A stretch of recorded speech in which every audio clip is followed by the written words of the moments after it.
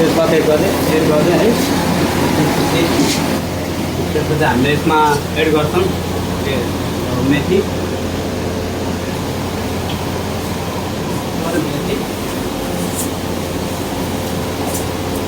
मेथीले चाहिँ राम्रो टेस्ट निकाल्छ।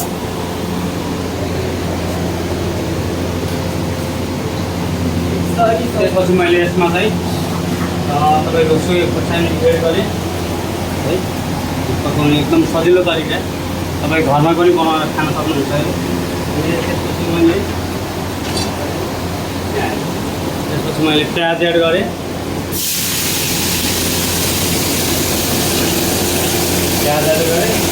प्याजलाई चाहिँ मजाले भुट्नुपर्छ।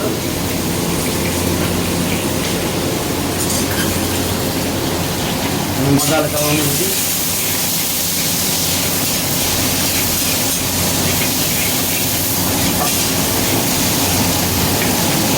त्यसपछि यसमा मैले टमाटर पनि एड गरिदिएँ। टमाटर पनि एड गरेँ है। टमाटर पनि एड गरेँ मैले। यो टमाटरलाई मसाला बनाउनु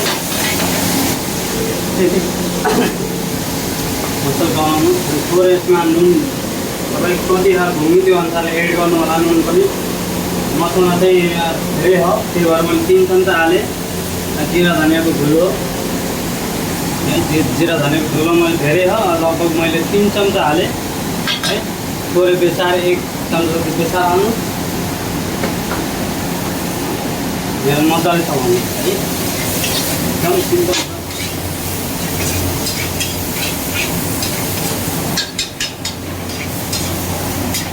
त्यसपछि मैले तपाईँको यसमा चाहिँ गार्लिक र अदुवाको पेस्ट है, अब कति हो त्यो अनुसारले हाल्नु। अन्त अलिक घुम्नु पऱ्यो, त्यही भएर मैले यसलाई मजाले चलाएँ है। यसलाई मजाले पकाउनु पर्छ एकछिन।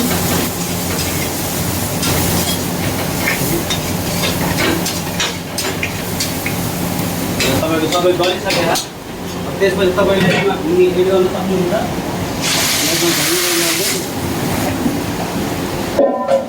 घुमी एड गर्दै, किनकि तपाईँको अब यो घुमीलाई चाहिँ मजाले चलाउनु पर्छ।